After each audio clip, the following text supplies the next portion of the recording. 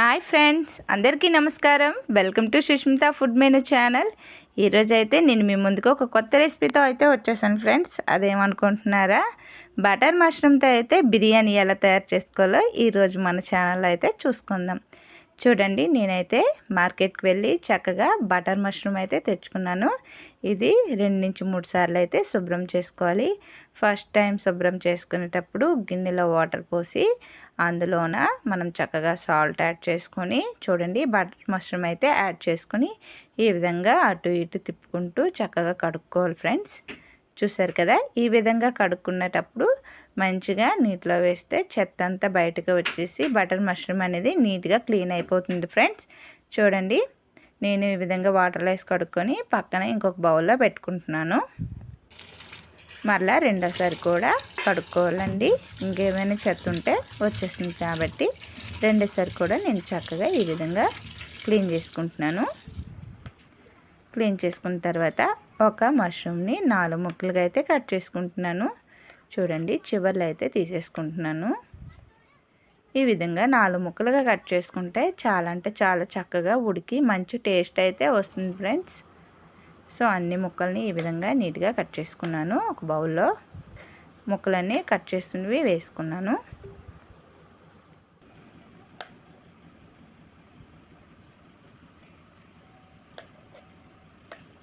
చూసారు కదా, ముందుగానే అన్నీ చక్కగా కట్ చేసుకుని పెట్టుకున్నాను.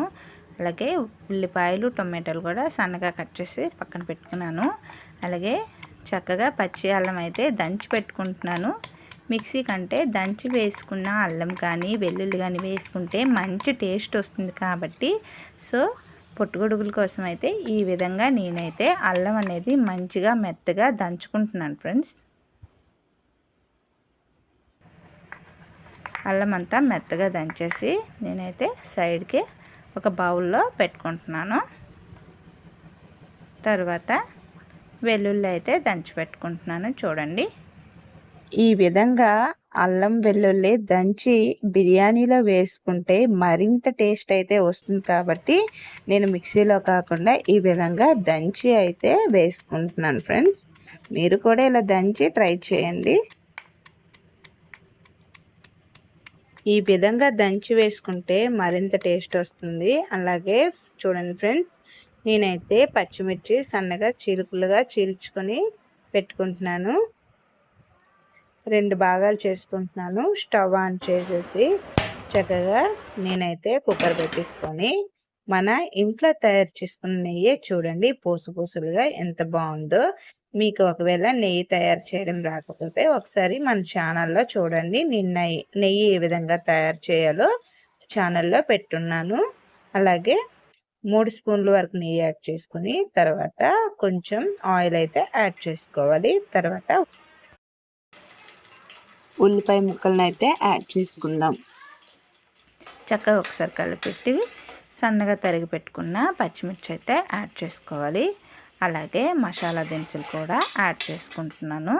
అలాగే అల్లం వెల్లుల్లి సన్నగా తరిగి పెట్టుకున్న పచ్చిమిర్చి, తర్వాత రుబ్బుకున్న ఉల్లి ముద్ద కూడా సైడ్ పెట్టుకున్నాను.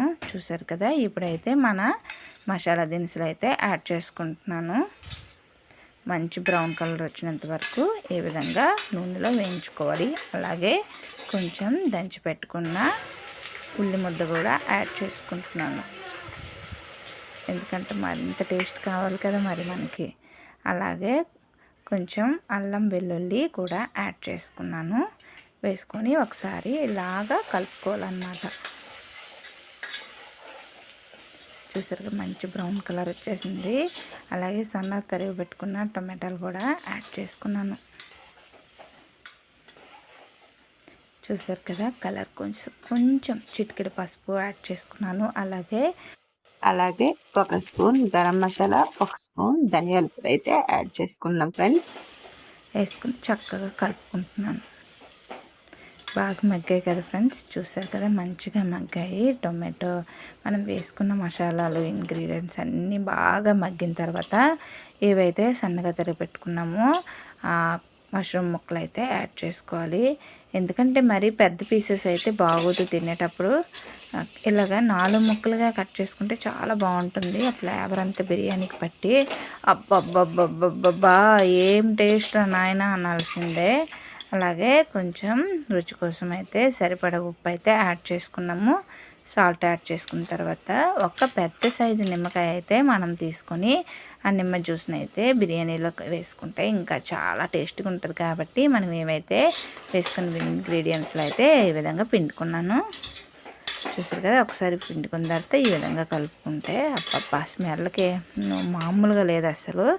చూడండి, ఒక 2 సన్నని రెమ్మలు అయితే యాడ్ చేసుకున్నాను కరివేపాకులు.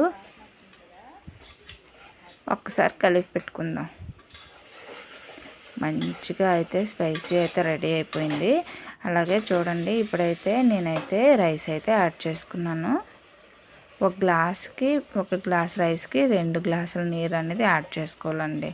ఈ సైజు రైస్ తీసుకున్నప్పుడు ఒకవేళ పెద్ద రైస్ తీసుకుంటే 1.5 గ్లాస్ యాడ్ చేసుకోండి. నేనైతే కొంచెం చిన్న రైస్ తీసుకున్నాను కాబట్టి 2 గ్లాసుల వాటర్ అయితే యాడ్ చేసుకుంటున్నాను. ఒక్కసారి రైస్ అంతా కలిసి పెట్టుకొని కొంచెం బుడగలు వచ్చేటప్పుడే మనం చెప్పాం కదా, ఆ కొలతలతో అయితే నీళ్ళు యాడ్ చేసుకోవాలి. యాడ్ చేసుకుని ఒక్కసారి ఈ విధంగా కలుపుకొని ఉప్పు సరిపోయింది లేదు ఇప్పుడే చూసుకోవాలండి. తర్వాత చూసుకుంటే బాగోదు కాబట్టి ఇప్పుడే ఉప్పు సరిపోయిందా, కారం సరిపోయిందా అన్నీ చూసుకోండి. నాకైతే పర్ఫెక్ట్ సరిపోయింది, మరేమీ యాడ్ చేయవలసిన అవసరం లేదండి. సో విజిల్స్ అయితే నేను ఇక్కడ 2 విజిల్స్ పెట్టుకున్నానండి. మరీ ఎక్కువ పెట్టుకుంటే బిర్యానీ మెత్తగా అయిపోద్ది కాబట్టి 2 విజిల్స్ సరిపోతాయి. మీ కుక్కర్ని బట్టి మీరు పెట్టుకోవచ్చు.